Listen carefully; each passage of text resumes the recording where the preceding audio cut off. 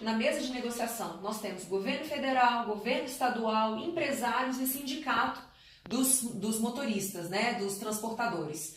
Os transportadores querem que o preço na bomba, o preço final, seja mais barato. O governo federal já disse que vai fazer algumas concessões, a própria Petrobras também já disse que vai baixar o preço, mas a gente acabou de ver que 80% dos impostos, né, que recaem no preço final dos combustíveis são de origem estadual. Como é que fica então esse jogo de xadrez nesse momento em que a gente precisa de uma solução de curto prazo para resolver o problema de desabastecimento do país, mas que tem uma série de implicações de médio e longo prazo? Aconteceu que inicialmente o movimento ele era feito apenas por caminhoneiros, transportadores, né, enquanto pessoa física ou microempreendedor, tendo uma reivindicação legítima de redução do preço na bomba. Ao se sentarem na mesa, as empresas de transporte, a princípio que surgiu na mídia, que elas passaram também a demandar outras coisas, como ficar de fora da reoneração da folha, pelo menos isso que foi veiculado em algumas mídias. Então, você também acaba vendo que há um comportamento aí de free rider, que a gente fala, que as empresas... as empresas aproveitaram uma oportunidade para ter ganhos extras que, na minha opinião, são ilegítimos, né, no momento agora. Né? Você não pode tornar o país inteiro refém para discutir uma questão legítima dos caminhoneiros e outro grupo forte vem para tirar uma casquinha. Né? Eu não acho certo. Aproveitando a situação, né? Eu não acho certo. Até porque essas empresas elas estão sendo até investigadas porque a nossa legislação trabalhista proíbe o lockout. Né? O que é o lockout? O lockout é quando uma empresa proíbe que seus funcionários retomem as atividades, proíbe que seus funcionários trabalhem. Uma coisa é o caminhoneiro fazer a greve porque ele não quer o preço de combustível alto lá fora. Outra coisa é o caminhoneiro querer voltar, suponha que tenha gostado de parte da negociação, e a empresa não deixar o caminhoneiro voltar. É bem diferente. É bem diferente. É lógico que isso são todas informações desencontradas, isso vai ter... A própria Polícia Federal, né, Fred, já intimou alguns empresários. Está investigando. Também. Então, assim, essa questão é bastante nebulosa e ela é bastante relevante. Então, na hora que a gente vai analisar a situação ou julgar apoio a um grupo A ou B, a gente tem que separar bem o que está em jogo. Quais são os interesses que estão em jogo, quais são os legítimos e quais não são legítimos. Em relação à pergunta que você fez, a questão de curto e médio prazo, de longo e médio prazo, é que, como a gente viu, cerca de 45% do preço do combustível na bomba é composto de tributos. Desses 45%, cerca de 80% é ICMS. Ou seja, estaduais, né? São tributos estaduais, o ICMS. Ou seja, então o principal componente do custo do combustível na bomba são tributos estaduais, é o ICMS. O governo já está articulando com alguns governos estaduais, parece que o governo de São Paulo está trabalhando nessa questão. E a questão também não é zerar o ICMS. Porque senão como que o governo vai se sustentar, né? Os estados se sustentam. Como que os estados se sustentarão? Após a Constituição de 88, a gente teve um problema no nosso federalismo fiscal, no nosso pacto fiscal, né? No nosso pacto federal. Os estados ganharam uma série de atribuições, uma série de gastos, e eles tiveram sua receita diminuída severamente. Né? A principal arrecadação tributária hoje no Brasil é federal, não é estadual nem municipal. O que dá muito poder para a União dá negociar. Muito poder porque para a União. Boa parte da verba da União também precisa ser repassada pelos estados. Exatamente. Então, assim, os estados eles também têm que ser solventes. Se você zera o ICMS, baixa o ICMS do estado, como é que ele vai se manter? Como é que ele vai pagar as contas? E se ele ficar deficitário, a solução sempre vai cair no Tesouro Nacional, a solução sempre vai recair no orçamento público federal, no orçamento fiscal da Seguridade Social. Parece que no Brasil, toda vez que a gente tem uma crise, sempre a última solução é o dinheiro sai da União, o dinheiro vai sair do orçamento de alguma forma. Fazendo uma analogia, é como se o filho gastasse mais do que ganha e aí o pai tivesse que sempre ficar bancando esse rombo. O rombo vai ser bancado de alguma forma. Como o Fred está falando, né? O Tesouro geralmente banca isso. E como é que é a fonte de financiamento do Tesouro? De onde que vem esse dinheiro, Fred?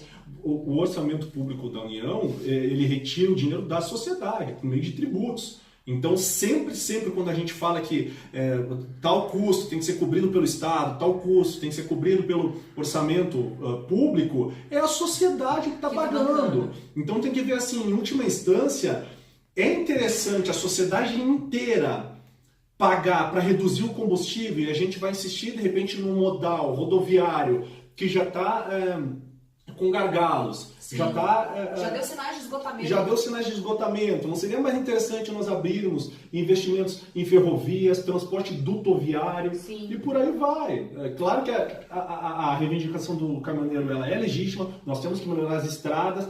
Agora tem que se pesar quais são os custos e os benefícios e para onde a gente está caminhando. Exato. Não me parece que falta no país mais transporte rodoviário, muito pelo contrário. Exatamente. Eu acho que fica muito claro que se a gente retira o dinheiro da sociedade, a gente retira a capacidade de a sociedade fazer investimento que vem da poupança, né? Para a gente poder investir é necessário fazer uma poupança. Sem poder fazer investimento, a gente não consegue jamais pensar em migrar para outras alternativas de transporte. Sim, o investimento agregado nacional de todo o país, ele é oriundo, ele vem da poupança agregada nacional. Né? Quando a gente fala poupança, é no nível agregado, toda a poupança pública, privada, que é a que financia o investimento de um país. E se sempre a gente ficar cortando essa poupança para gastos correntes, a gente sempre vai reduzir nossa capacidade de desenvolvimento sustentável, Sim. nossa capacidade de geração de empregos, geração de renda, redução de desigualdade social. Então é muito complicado. Assim, as questões não são simples nem imediatistas. Então a gente tem que realmente ter paciência, né?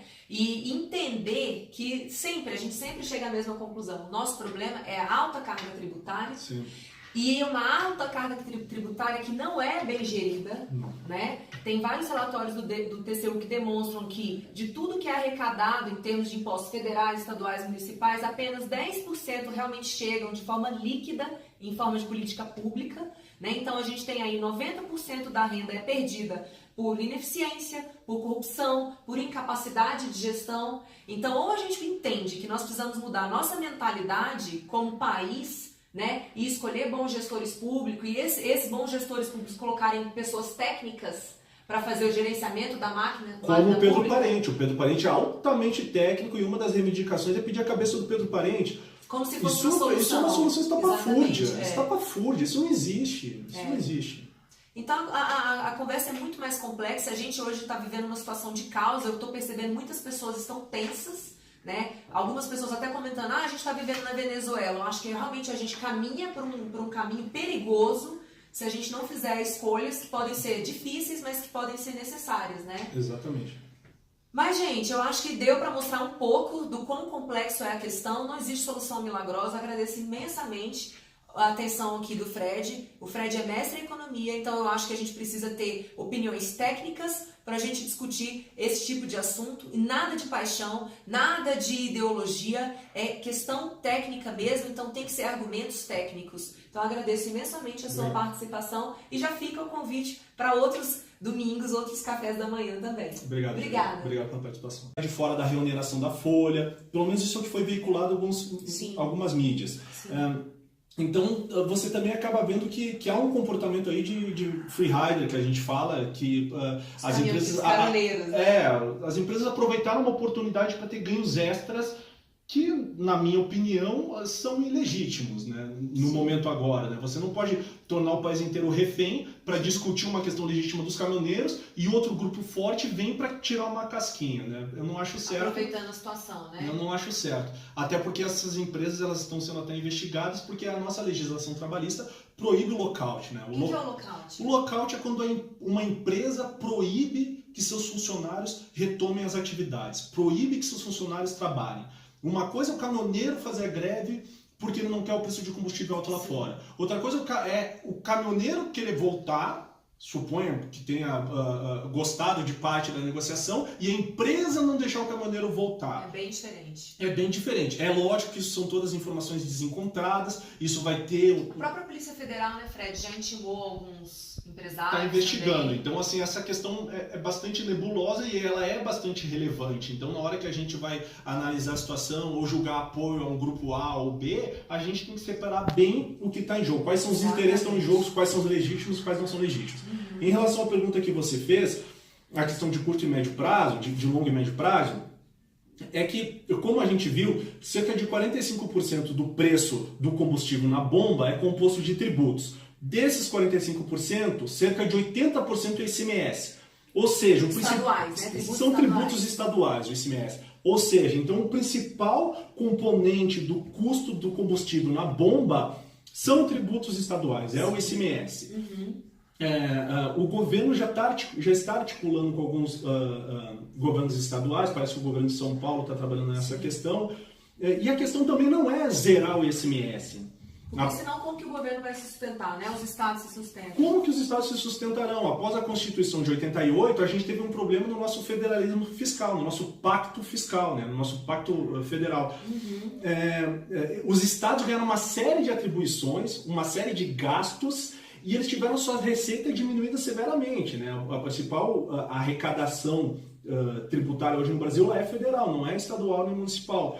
O que dá muito poder para a União dá negociar. Muito poder porque para a União. Boa parte da verba da União também precisa ser repassada pelos estados. Exatamente. Então, assim, os estados eles também têm que ser solventes. Se você zera o ICMS, baixa o ICMS do estado, como é que ele vai se manter? Como é que ele vai pagar as contas? E se ele ficar deficitário, a solução sempre vai cair no Tesouro Nacional, a solução sempre vai recair no orçamento público federal, no orçamento fiscal da Seguridade Social. Parece que no Brasil, toda vez que a gente tem uma crise, sempre a última solução é o dinheiro sai da União, o dinheiro vai sair do orçamento de alguma forma. Fazendo uma analogia, é como se o filho gastasse mais do que ganha e aí o pai tivesse que sempre ficar bancando esse rombo. O rombo vai ser bancado de alguma forma. Como o Fred está falando, né? O Tesouro geralmente banca isso. E como é que é a fonte de financiamento do Tesouro? De onde que vem esse dinheiro, Fred? O orçamento público da União, ele retira o dinheiro da sociedade, por meio de tributos. Então, sempre quando a gente fala que tal custo tem que ser cobrido pelo Estado, tal custo tem que ser cobrido pelo orçamento público, é a sociedade que está pagando. Então, tem que ver assim, em última instância, é interessante a sociedade inteira pagar para reduzir o combustível e a gente vai insistir, de repente, no modal rodoviário que já está com gargalos. Já deu sinais de esgotamento. Já deu sinais de esgotamento. Não seria mais interessante nós abrirmos investimentos em ferrovias, transporte dutoviário e por aí vai. É claro que a reivindicação do caminhoneiro ela é legítima, nós temos que melhorar as estradas. Agora tem que se pensar quais são os custos e os benefícios e para onde a gente está caminhando. Exato. Não me parece que falta no país mais transporte rodoviário, muito pelo contrário. Exatamente. Eu acho que fica muito claro que se a gente retira o dinheiro da sociedade, a gente retira a capacidade de a sociedade fazer investimento que vem da poupança, né? Para a gente poder investir é necessário fazer uma poupança. Sem poder fazer investimento, a gente não consegue jamais pensar em migrar para outras alternativas de transporte. Sim, o investimento agregado nacional de todo o país, ele é oriundo, ele vem da poupança agregada nacional. Né? Quando a gente fala poupança, é no nível agregado, toda a poupança pública, privada, que é a que financia o investimento de um país. E se sempre a gente ficar cortando essa poupança para gastos correntes, a gente sempre vai reduzir nossa capacidade de desenvolvimento sustentável, nossa capacidade de geração de empregos, geração de renda, redução de desigualdade social. Então, é muito complicado. Assim, as questões não são simples nem imediatistas. Então, a gente tem que realmente ter paciência, né? E entender que a gente sempre chega à mesma conclusão. O nosso problema é a alta carga tributária. Sim.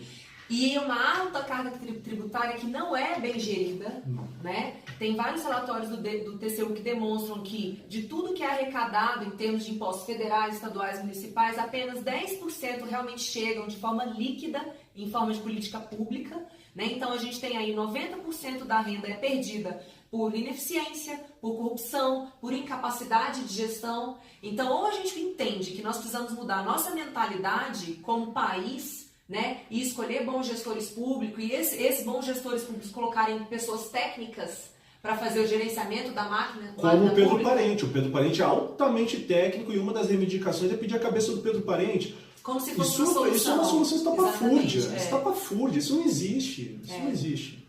Então a conversa é muito mais complexa. A gente hoje está vivendo uma situação de caos. Eu estou percebendo muitas pessoas estão tensas. Né? Algumas pessoas até comentando, a gente está vivendo na Venezuela. Eu acho que realmente a gente caminha por um caminho perigoso se a gente não fizer escolhas que podem ser difíceis, mas que podem ser necessárias, né? Exatamente. Mas, gente, eu acho que deu para mostrar um pouco do quão complexo é a questão. Não existe solução milagrosa. Agradeço imensamente a atenção aqui do Fred. O Fred é mestre em economia, então eu acho que a gente precisa ter opiniões técnicas para a gente discutir esse tipo de assunto. E nada de paixão, nada de ideologia, é questão técnica mesmo, então tem que ser argumentos técnicos. Então agradeço imensamente a sua participação e já fica o convite para outros domingos, outros cafés da manhã também. Obrigado. Obrigada. Obrigado pela participação.